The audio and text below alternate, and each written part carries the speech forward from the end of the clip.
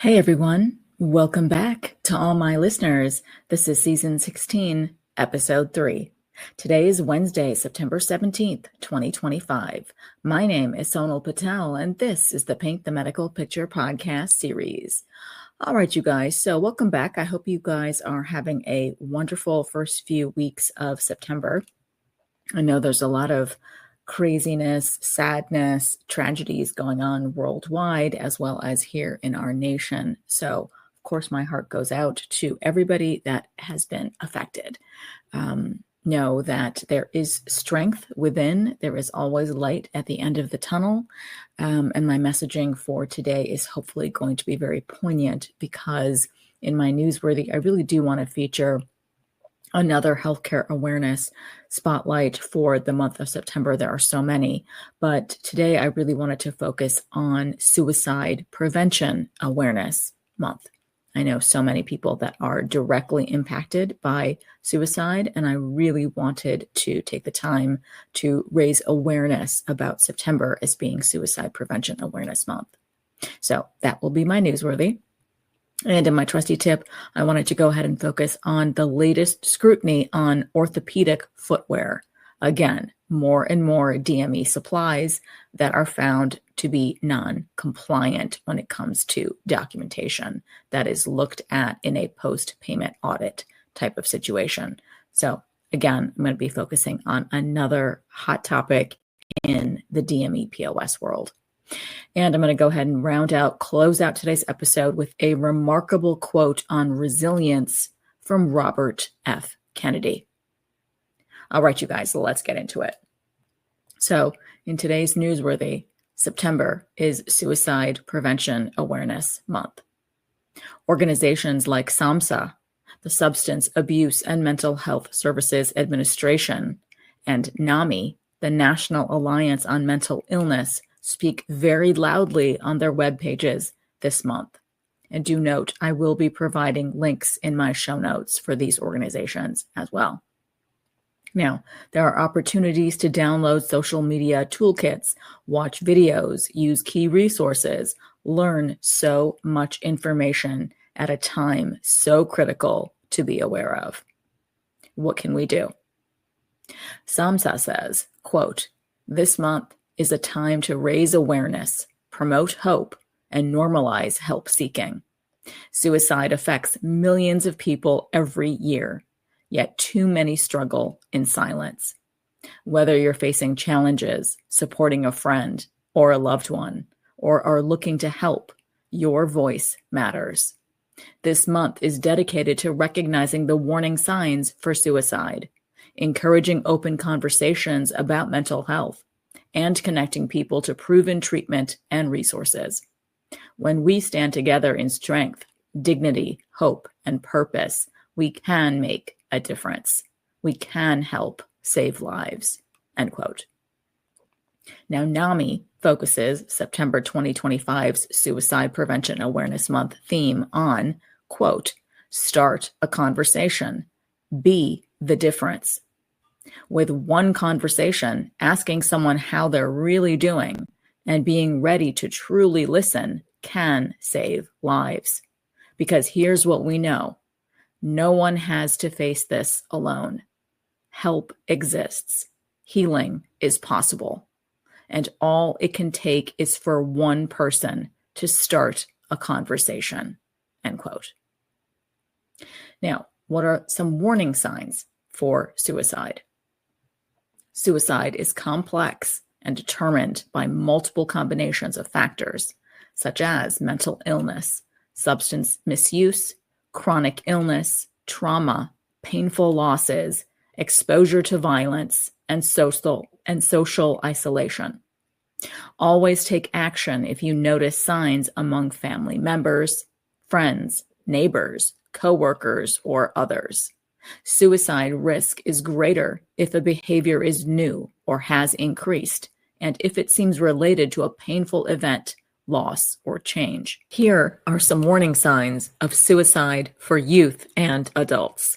For adults, talking about or making plans for suicide, acting anxious, agitated, or behaving recklessly, talking about being a burden to others, talking about feeling trapped or in an unbearable, painful situation, increasing the use of alcohol or drugs, talking about feeling hopeless or having no reason to live, sleeping too little or too much, withdrawing or feeling isolated, showing rage or talking about seeking revenge, displaying extreme mood swings, chronic illness or serious physical health conditions.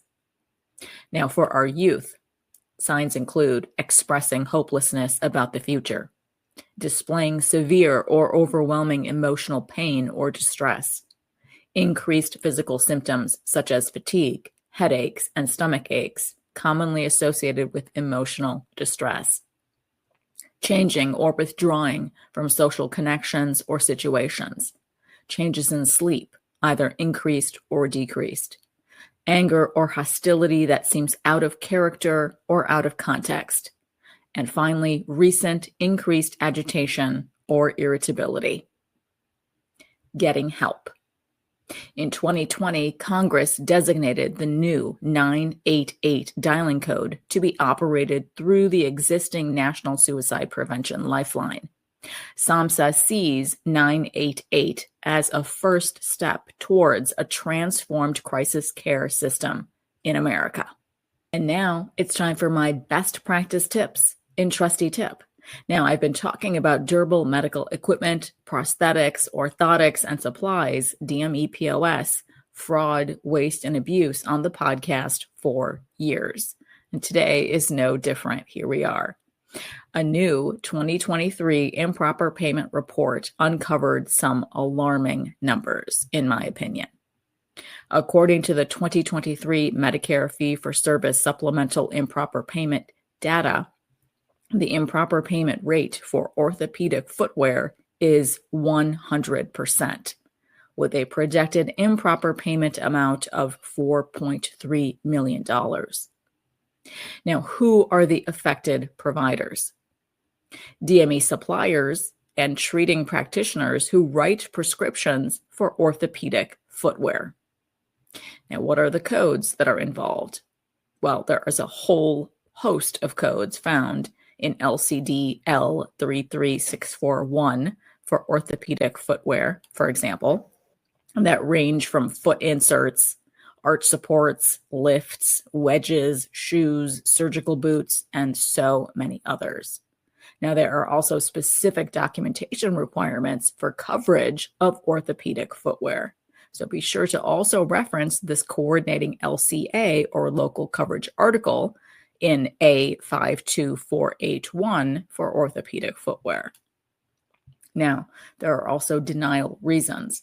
For the 2023 reporting period, insufficient documentation accounted for 84.5% of improper payments for orthopedic footwear, while no documentation had a percentage of 9.3%, medical necessity came in at 0.9%, and other errors came in at 5.3%, and all of those caused other improper payments. Now, there was a MLN Connects issued last week that goes over a few details, and it says, to justify payment, you must meet specific requirements when ordering DME POS. It also provides an example.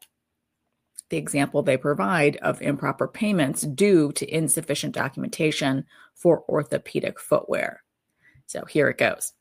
A supplier bills the claim for HCPCS code L1900, which is a type of ankle foot orthosis, and the supplier submits the following documentation per the review contractor's request. They submit a standard written order, a SWO, with the correct HCPCS coding. They also submit the treating practitioner's medical record that has sufficient medical necessity documentation. That's it. That's what they sent. The standard written order and the treating practitioner's medical record that has sufficient medical necessity documentation. So the example the MLN Connects provides is what documentation was missing. Well, it states that there was no proof of delivery in the submitted documentation. And you might be having a flashback, right? Didn't I just talk about this? Well, I did on last week's podcast. That was exactly what my trusty tip was all about. Last week on the podcast, proof of delivery documentation is a must to keep on file in medical records for 7 years. So please take the time and go back to last week's trusty tip, because I did talk about that thoroughly. That proof of delivery documentation is a must for our DME POS.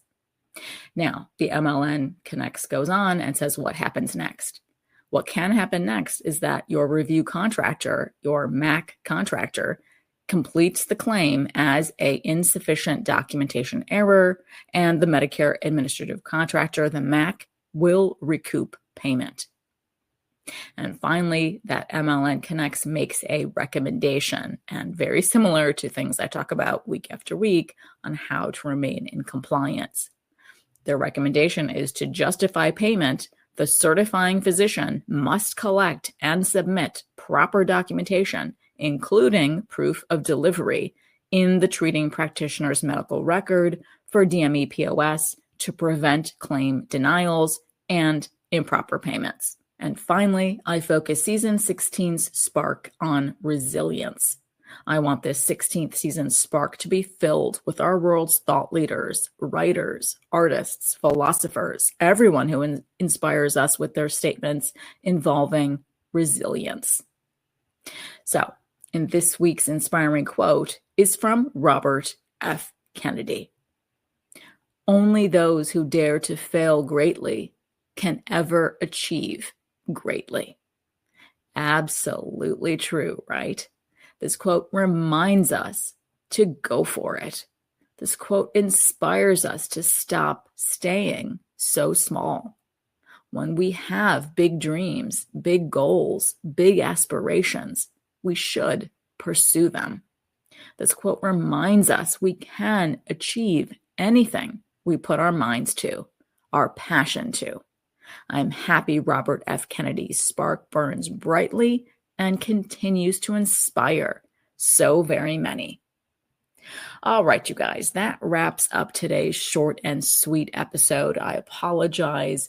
It was a bit emotional there. September is Suicide Prevention Awareness Month, and a lot of us have been directly impacted by suicide, by people in our lives who have taken their own lives. So this was a heavy one, but I hope you take the time to review those links that I provide in my show notes, because there are a lot of really, really useful resources that are provided there. It's very, very important to be aware and to not be ashamed. Have those open conversations with our youth in our lives, especially young adults, as well as our elderly. There's a lot of crisis that is happening throughout the nation. So reach out to your loved ones, reach out to your family, your coworkers, everybody that you care about, and find out what's going on in their lives. Take the time to have those open conversations. And I just wanted to remind my audience that, once again, I'm going to be co-hosting a telehealth workshop on October 25th. It is a Saturday all-day workshop with my very good friend Keisha out in New York. And I cannot wait to see her and discuss all the great things we have to talk about for telehealth, all of the changes that are happening, all of the compliance recommendations that we have, especially in the work that I do every day. I still see a lot that is deficient in our telehealth types of services. So again, I will include that link in my show notes as well. So you guys in my audience also have the opportunity to register and join us for that workshop on the telehealth playbook for 2025 through 2026. All right, you guys, so I really hope you are doing all right this month of September. Let me know what your plans are in the weeks ahead and what's going on for the following months, October, November. I know I have a lot of conferences that I'm going to be heading to. It is conference season here in healthcare, in the business side of healthcare. So lots of conferences are on my agenda in the upcoming months. So anyways, you guys, I hope you're all doing well. Thank you so much for listening on today's episode, and I hope every week with me brings you closer to helping your providers paint a masterpiece. See you next Wednesday.